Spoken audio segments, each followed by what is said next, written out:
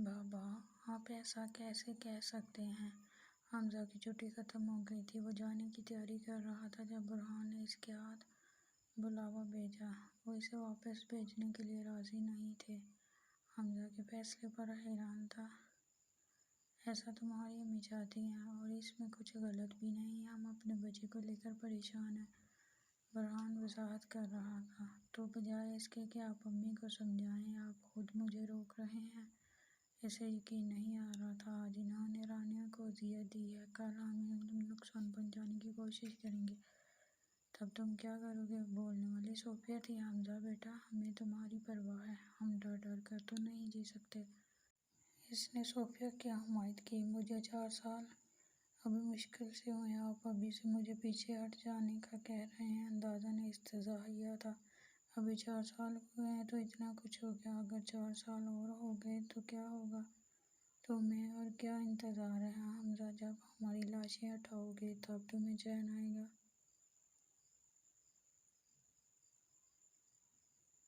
صوفیہ برہم تھی۔ امی ماں کی ایسی دل ہلا دینے والی بات پر وہ بس دیکھ کر رہ گیا تھا۔ میرا ایک ہی بیٹا ہے، اسے بھی آپ نے نکال دیا ہے گھر سے، آپ کے برہان سے شکایت کرتے وہ باقاعدہ رونے لگ گئی تھی۔ حمزہ تم تو سمجھو مجھ میں ہمت نہیں ہے تمہیں کھونے کی۔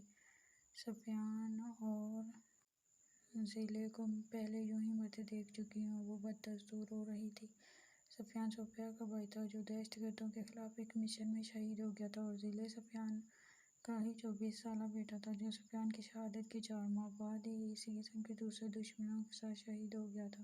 ان کا درجہ صوفیہ اور شہید کا ہے، ان کا درجہ اللہ کے ہاں اونچا ہے۔ برہان نے صوفیہ کے اپنے بھائی اور بیچار پر کہا، امی آپ نے کبھی ٹی وی میں شہیدوں کی ماں کو سنا ہے؟ ان کے حوصلے کتنے بلند ہوتے ہیں، ہر لفظ کے ساتھ اللہ کا شکر ادا کرتی ہیں، اور اگر میں اللہ کی راہ میں جان دے دیتا ہوں تو اب مجھ پر فخر کرنا چاہیے۔ حمزہ رانیہ کا جسم میری آنکھوں کے سامنے سے نہیں جاتا۔ وہ اٹھ کر حمزہ کے پاس آ کر بیٹھ گئی۔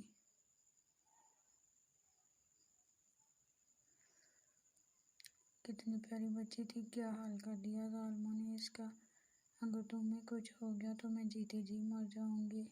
امی رانیہ سے کیا وعدہ توڑنے کا انجام میں بھگت چکا ہوں اور بھگت رہا ہوں۔ رانیہ کی جتنی تکلیف مجھے ہے اس کی شاید کوئی اندازہ بھی نہیں کر سکتا۔ اتنا تکلیف ہے کہ لگا تھا مر جاؤں گا لیکن نہیں مرا، شاید اللہ نے مجھے اس ملک کے لیے زندہ چھوڑ دیا۔ اب اگر کروڑوں لوگوں سے کیا وعدہ توڑوں گا تو خود بھی جی نہیں سکوں گا، پھر مجھے اپنے پاس رکھ کر آپ کیا کریں گی؟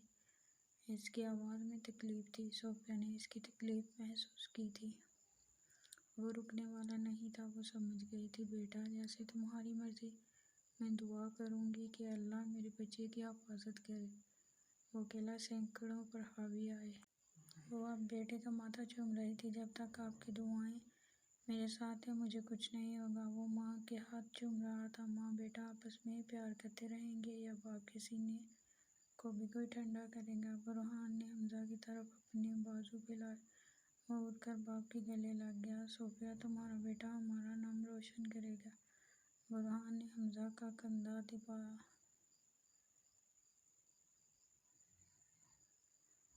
صوفیہ کے ہونٹوں پر غمگین مسکراہٹ تھی۔ حمزہ کی گاڑی تیار کھڑی تھی۔ جب علی کا یہ سب فون آیا، کدھر ہے؟ بس نکل رہا ہوں۔ حمزہ کھڑا ہو گیا۔ خود آئے گا؟ علی نے دوبارہ سوال کیا۔ ہاں، وہ مختصر جواب دے رہا تھا۔ میں ادھر ہی آیا ہوا تھا تو سوچا تجھے ساتھ لے چلوں۔ ہاں ٹھیک ہے، انتظار کر رہا ہوں۔ 15 منٹ بعد علی دروازے پر تھامے، اور تمہاری امی بھی رانیہ کی طرف جا رہے تھے، جاتے ہوئے راستے میں ہمیں بھی چھوڑ دینا، کیا خیال ہے؟ برہان نے علی سے جواب چاہا۔ بابا آپ اپنی گاڑی لے جائیں، میں وہ لے کر نہیں جا رہا، حمزہ نے مشورہ دیا۔ ڈرائیور بھی تو نہیں ہے؟ برہان نے پریشانی بتائی۔ تو انکل آپ کو کون سا ڈرائیو کرنا نہیں آتا؟ ہاں بس یہ کافی عرصہ ہو گیا ڈرائیو نہیں کیا، لیکن تم لوگ خیریت؟ صوفیہ اور برہان سے مل کر وہ دونوں باہر نکل گئے تھے۔ گاڑی میں بیٹھ کر حمزہ نے ایک بار مڑ کر ماں کو دیکھا۔ اس کی آنکھوں میں آنسو تھے اور حمزہ کو روکنے کی چاہت تھی، لیکن الفاظ زبان تک نہیں آئے تھے۔ حمزہ کی ہمت جواب دے رہی تھی۔ اس کا دل بے چین تھا۔ اس نے ماں کو ہاتھ ہلایا اور اس کے ہاتھ ہلانے کا انتظار کیے بغیر منہ پھیر لیا تھا۔ ابھی وہ لوگ شہر سے باہر بھی نہیں نکلے تھے کہ آنے والے فون نے حمزہ کو ہلا کر رکھ دیا تھا۔ حمزہ کی گاڑی، جس میں برہان اور صوفیہ رانیہ کی طرف جانے کے لیے نکل رہے تھے، وہ چاند میل کا سفر طے کرتے ہی پھٹ گئی تھی۔ اس میں بم پھر تھا جو حمزہ کے لیے لگایا گیا تھا۔ حمزہ کا تو یہ قیامت کے مصادق تھا۔ وہ ایسے دوسرے سامنے کے لیے تیار نہیں تھا۔ علی کو بھی فون آ گیا تھا۔ اسے سمجھ نہیں آ رہا تھا وہ حمزہ کو کیا کہہ کر تسلی دے۔ وہ کچھ کہہ بھی رہا تھا تو اسے یقین نہیں تھا کہ حمزہ سن بھی رہا ہے یا یہ کہ پدرے دو زنوں نے حمزہ کو ختم کر دیا تھا۔ اس کا ذمہ دار بھی حمزہ نے خود کو گردان لیا تھا۔ وہ دوبارہ کبھی اس گھر میں نہیں گیا تھا کہ اس کے خون کا حساب دوں۔ حمزہ نے اپنا سر ہاتھوں میں گرایا۔ اس کی انگلیوں کی سختی بالوں پر بڑھتی جا رہی تھی۔ اس کا دماغ پڑ رہا تھا۔ حمزہ دیر مت کر، ہماری لاشیں دیکھو گے تب تمہیں چین آئے گا۔ حمزہ میرے ساتھ رہنا ہمیشہ۔ باپ کا سینہ بھی کوئی ٹھنڈا کرے گا یا نہیں؟ اب تمہیں کس چیز کا انتظار ہے حمزہ؟ تم نے میری قسم اٹھائی ہے، اگر تمہیں کچھ ہو گیا تو میں جیتے جی مر جاؤں گی۔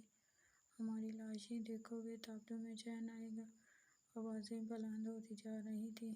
انگلیاں اس کے بال نوچ رہی تھیں۔ اندھیرے میں کوئی چہرہ اسے نظر آیا تھا۔ آنے والے کو وہ دیکھ نہیں پا رہا تھا۔ اندھیرا کچھ چھٹا اس نے دیکھا۔ وہ خود اپنے سامنے کھڑا تھا۔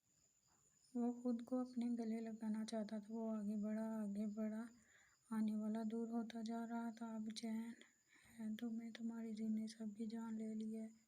دور اندھیرے میں سے آواز آئی تھی، مار دیا تم نے سب کو، رانیہ کو، ماں باپ کو، قاتل ہو تم، ظالم ہو۔ آواز بلند ہوتی جا رہی تھی۔ وہ ساتھ ہی حمزہ کی تکلیف اور انگلیوں کے بالوں پر گرفت بڑھ رہی تھی۔ رانیہ، ماں، بابا، وہ چیخ رہا تھا۔ آواز حلق میں دب گئی تھی۔ اس نے ایک دم آنکھیں کھولی۔ سورج سر پر تھا۔ وہ کہاں تھا؟